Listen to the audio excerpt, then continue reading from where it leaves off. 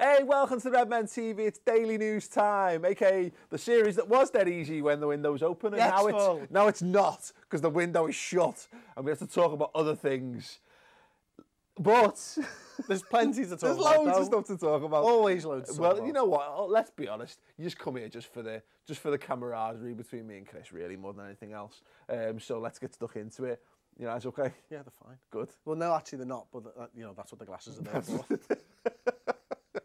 So we start, Chris, with Jamie Carragher versus Mario Balotelli. It's kicked off big time. It's kicked off big time. There's been 3 tweets. Shots fired. Shots fired. Shots fired. Oh, my Christ. So, you know, Jamie Carragher dropped a wonderful little postscript to the Balotelli transfer saga around deadline day. I wasn't saying Balotelli on a free is still paying over the odds by Nice, which was brilliant. Yeah, and you know, echoing everything that every Liverpool fan had thought. Absolutely. Now, I kind of thought, and all of us, I guess, thought that would be the end of it because, let's face it, Mario Balotelli, despite all the talk of him always being a jokester and having all these crazy antics, has been one of the most boring human beings I've ever seen in my life while he's been at Liverpool. So I thought that'd be dead, Chris, but apparently not. No. He found himself an image. He found himself something that looked like it was out of clip art, perhaps. Essentially, it was a photograph of his best supporter trophy that he got at his time as Liverpool.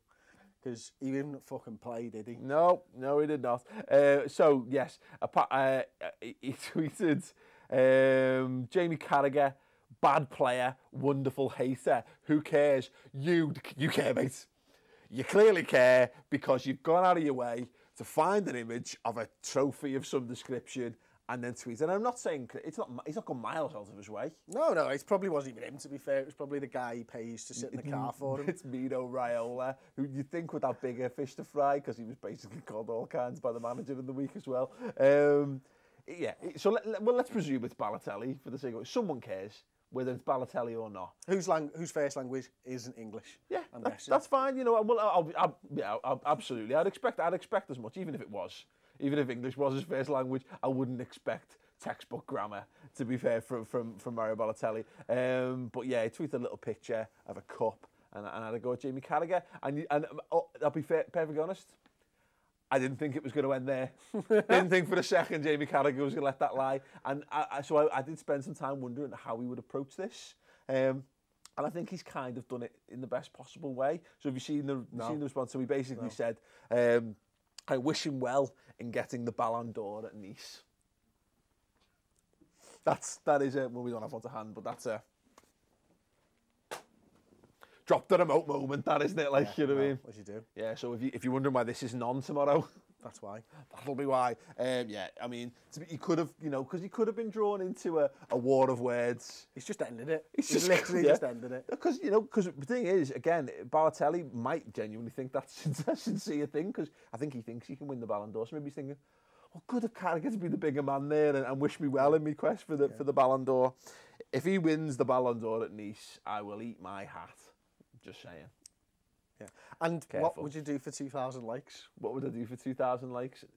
Nah. Eat your hat? Sure. Yeah, I'll eat my hat. Yes. Yeah, go ahead. Like this video. Yeah. We get 2,000, Paul's eating a hat. I'm eating my hat. Oh, which hat's that? Don't have a hat. I'm going to buy you a hat and then give it to you as a present. It's your hat. Absolutely. So there you go. There's Mario Balotelli and Carragher. I would expect that to continue. I would expect it to be increasingly boring. Do you want to find out a little bit? Well, no, you're finding out a little bit about my weekend. So Robin started to sing Frozen, Let It Go, because we watched it the other morning, right? And then she started singing it all the time. And I was like, I need to end this. So what video did I put on? You punched it in the head. No. You put the happy video on. No, that's what my son sings. Singing Frozen on. I'm scared of She hasn't sang it since. She said, Dada, Uncle Paul. No, not for me, Dada. Not for me. Off. Peppa Pig, please, Dada. Interestingly, I say interestingly again, a poll claims 69% of fans think Balotelli is a good signing for Nice, which tells you everything you need to know. Who's fans? About modern football fans. Fans. Oh, right, okay. Fans. A fan poll, apparently. Yeah. Okay, just some postscript to the transfer window. The Daily Mirror claim that Liverpool were in for Lucas Digne over the transfer window, according to the Barcelona chairman, who, of course, will know because they ultimately signed the player. He says, PSG had an offer from a good English team, but when we got in touch with the manager, he told us that the player only wanted to come to Barcelona. Yeah. Well, look, he's competing with Jordi Alba. He obviously rates himself really highly, doesn't he? I think, actually, to be fair, the Mirror broke this on the 13th of July. They came out with this article, and then everybody's since picked it up because the Barcelona president's come out over the last day or so. Like, but yeah, so that's been out there since the 13th of July. But you know, it's one of them. It shows that we were in for a left back. Pre-season's obviously 2 weeks in. By about the 13th of July, we went back on the 1st, didn't he? He's had a look at Milner. He's then decided. And obviously, of course, you've had all the Chilwell stuff as well, with the bids being rejected. Well, it's just because he wouldn't have even had a look, would he, at that point? Because he'd have still been he'd have been on holiday, wouldn't he, at that point, Milner? Oh yeah, Milner would have, yeah. Exactly. But I think what it boils down to, there's been a lot of great stuff written off the back of it. Is the last couple of weeks, we're going to be doing our transfer window roundup show tomorrow. We'll be recording that. It's going to be an epic special. Ultimately, he'll have had options. He'll have gone, I kind of want this guy and I want this guy.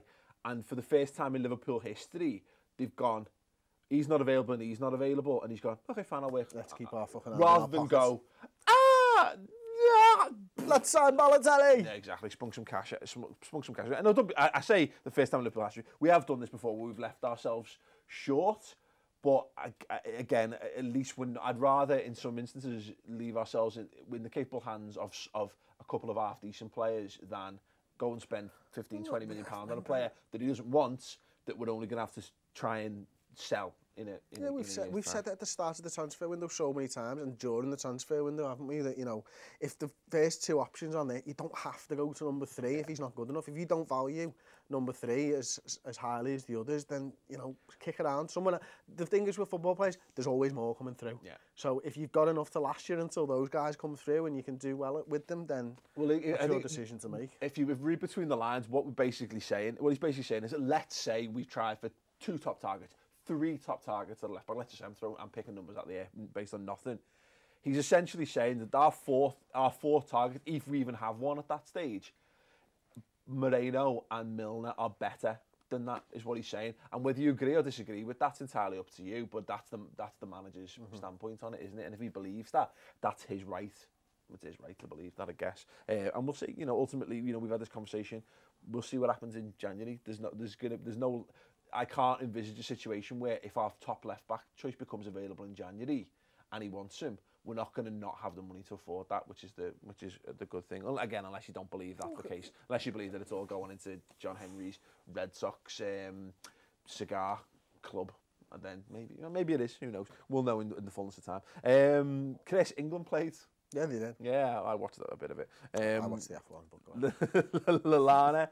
Sort of last-minute winner. Good to see him off the mark for England. And look, I've since watched the highlights and stuff. Like, he's had a few opportunities there, hasn't he? That one where he does that little turn and hits the post from 25 yards. Oh my days, that's brilliant. Like, but he was getting into the right position a few times, wasn't he? And I took from that game as well. Henderson was getting into the right position a couple of times. He made this amazing run. Walker plays just this great ball through to him. Little flick back to Lallana and he spoons it wide. But nice to see that, you know, Jordan Henderson getting into the box from a midfield position. Yeah. Adam Lallana scoring a goal. First England goal as well. You know, nice. It's all, the one thing I like about watching England is when Liverpool players win the game. Yeah. I love that 5-1 against Germany. Yeah. You know, you knew I was going to mention it right then and there. It's always good seeing Liverpool players be the best players and you know, score the important goals and stuff like that. And Adam Lallana, man, he's so important to Liverpool. And I think a lot of Liverpool fans get that now, but there's still a few out there that don't. Like the Lallana for me is of all. If you look at Liverpool, if you look at the Liverpool squad and you're like, I hate him, I think he's shit, and he's not good enough to play for Liverpool. This is why I don't get so wound up by these things as much anymore. I mean, if you feel I get wound up, it's generally I'm just taking the piss more often than not. But the Lallana's a great example of a year and a half ago, or even a year ago, he was that player. Not good enough to play for Liverpool, you know, not fit enough, doesn't score, blah blah blah. He was that scapegoat for that period of time, and I think it's a testament to him, and it's a testament to the ability of footballers to get better at football. Is that look at him now? He's absolutely flying. He's been Liverpool's consistent performer so far this season. He pretty much has been since Klopp took over, and that's 2 goals for the season so far. If he continues along those sorts of lines, that'll be fine. He could end up in the region of 8, 9, 10 goals for the season, and if he's playing in that withdrawn midfield role as well, you know, rather than the wing, that's a pretty, that's a very good starting point. Fine, I'm happy with that. Yeah, good. Long may it continue for Adam Lallana. Let us know your thoughts if you watched the England game. Let us know what your thoughts were on the Liverpool players that did perform within that game, and whether you were disappointed to see certain players, you know, not figure in the starting 11, etc., etc. Oh, by the way, though, Martin Skrtel, fuck me, that's a straight red. Never mind the 2 yellows. That's fucking horrendous. Not our problem anymore. Said it though, didn't we? We've said it how many times over the years. Liverpool fans, not just us, have always said it. You know, last year, year and a half. Absolute it's liability. A fucking liability. Liability. Yeah. Anyway, let us know your thoughts. Anything we discussed in the comments below. If you want to watch our transfer analysis, rounding up the window, we're going to do a mega epic special where we look at not just the players we've brought in, but the players we've loaned out, the players that we've sold out, the money we've brought in, the money we've spent, and analysing the signings alongside potential signings that we could have made. Compared to players that moved in the window, etc., etc. It's going to be epic. It's on the redmentv.com. It's completely free for the first month. Get on it.